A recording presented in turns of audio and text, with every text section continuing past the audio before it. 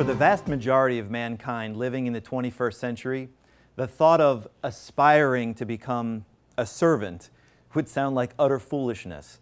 In fact, the very notion of giving up our own ambitions and setting aside our own wants and needs for the benefit of others flies in the face of everything the world tries to tell us. Do your own thing, they say. Do what makes you happy. After all, you're worth it. But have you stopped to consider that God did not create us to fulfill our own desires, but for the express purpose of serving Him?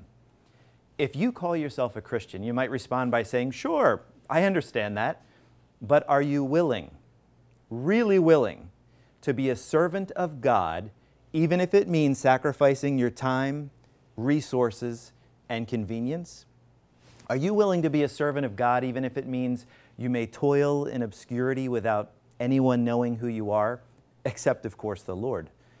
Are you willing to be a servant of God and put the interests of others above your own?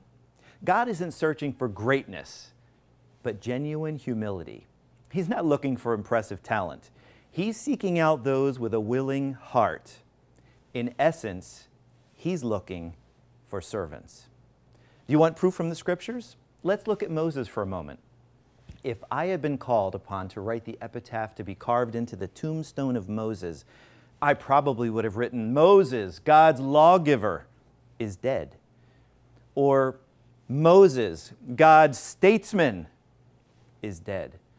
Or Moses, God's miracle worker, is dead. However, when God Himself wrote the epitaph for Moses, He wrote, Moses, my servant, is dead.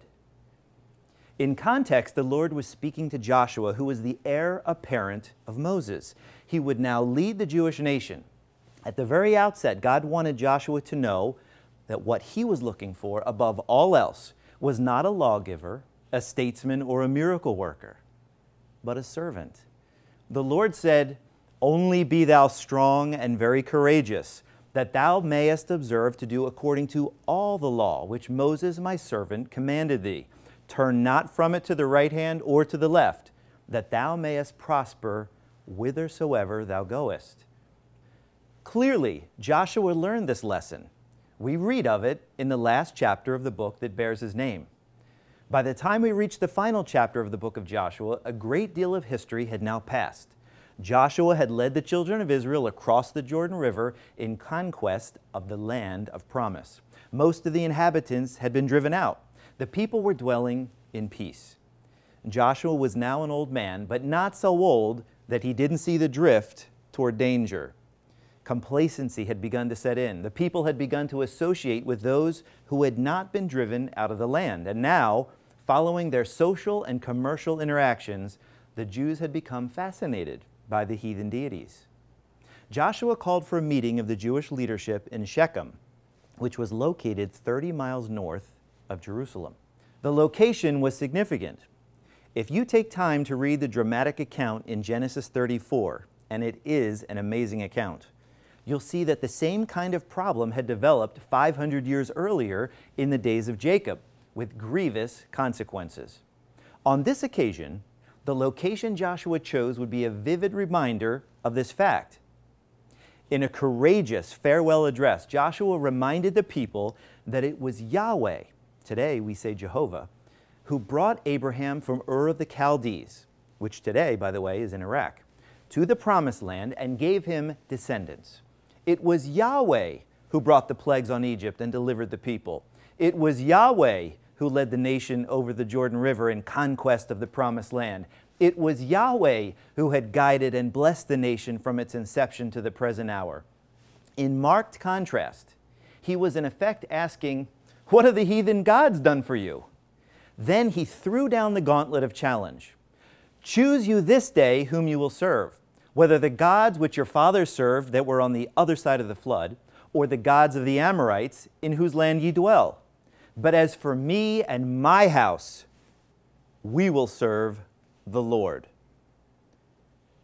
The apostasy, which is the abandonment of religious beliefs that Joshua foresaw, eventually came to fruition among the people of Israel. But God, in His faithfulness, would raise up a spiritual warrior with a heart like that of Joshua. In those dark, evil days, a single, faithful servant called the people back to God as Joshua did, but with far more drama and urgency. More than 450 years after the death of Joshua, the prophet Elijah stood at the head of Mount Carmel, high above the shores of the Mediterranean Sea, engaged in a do-or-die standoff against the wicked prophets of the idolatrous god Baal. This false deity was revered by the Canaanites and was considered to be the god of fertility and rain. They gave him the title Prince, or Lord of the earth. In Hebrew, Baal was believed to be the storm god and was referred to as, quote, he who rides on the clouds. In fact, many ancient statues depicted Baal as holding a thunderbolt in his right hand. So it was in this context, in a day when the people of Israel had prostituted themselves by forsaking the one true God for a false deity, that Elijah found himself alone. It was a day of rampant apostasy. Things were so bad that the prophet complained to God that he was the only one who had not bowed the knee to Baal. Israel's king was the wicked Ahab, and his wife was a Phoenician named Jezebel. With her, she brought priests and idolatrous worship, which quickly spread through the land of Israel. Confrontation was inevitable. A total of 850 prophets were on one side, and a solitary prophet of God on the other. The undecided multitude surrounded them and watched with breathless anticipation. A truly dramatic spectacle was about to begin. The prophet Elijah threw down the gauntlet of challenge. Choose for yourselves this day whom you will serve. Elijah framed his challenge with the words, how long halt ye between two opinions? If the Lord be God, follow him. But if Baal, then follow him. And the people answered him not a word. An altar and a sacrifice were prepared. And it was agreed that the God who would consume the sacrifice would indeed be the true God. Elijah said to the prophets of Baal, call ye on the name of your gods, and I will call on the name of the Lord. And the God that answereth by fire, let him be God. And all the people answered and said, it is well spoken. From morning until afternoon, to the mocking voice of Elijah, the false prophets ranted and raved, cut themselves and danced wildly, calling on their gods.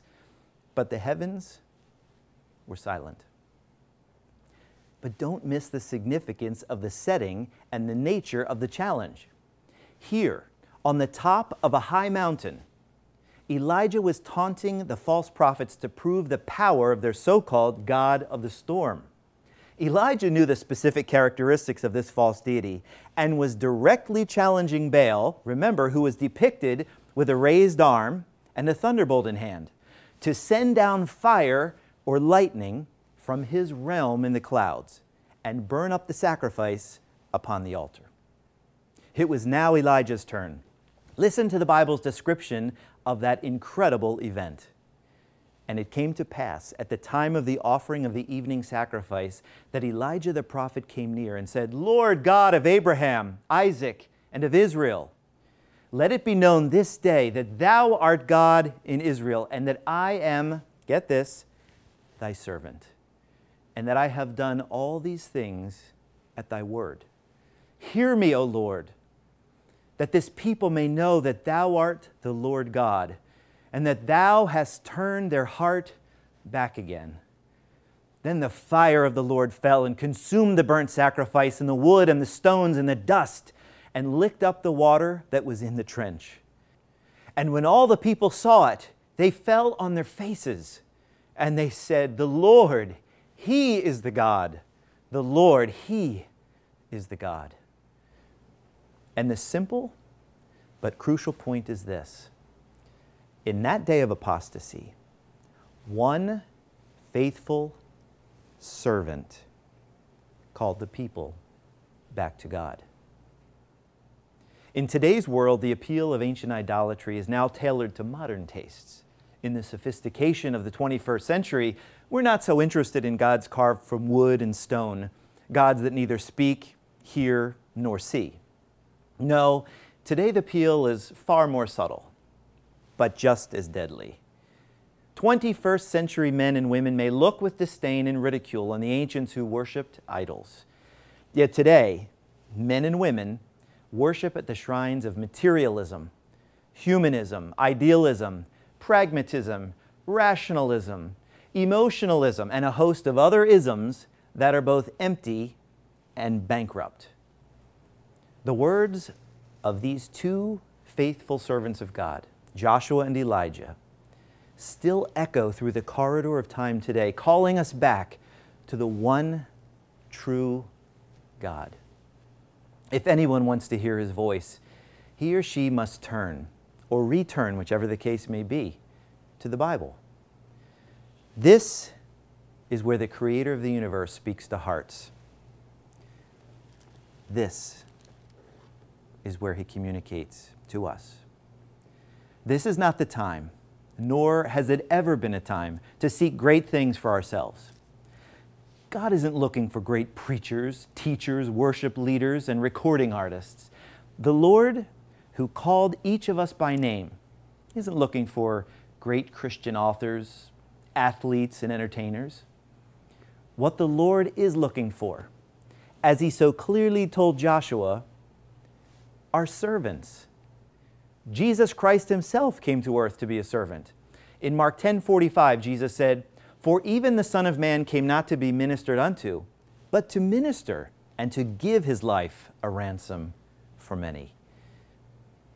At the start, I asked you these questions. Are you really willing to be a servant of God, even if it means sacrificing your time, resources, and convenience? Are you willing to be a servant of God, even if it means you may toil in obscurity, without anyone knowing who you are, except, of course, the Lord? Are you willing to be a servant of God and put the interests of others above your own?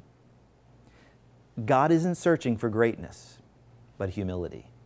Not talent, but a willing heart that's ready to serve Him with every fiber of their being. You see, you face a crucial decision.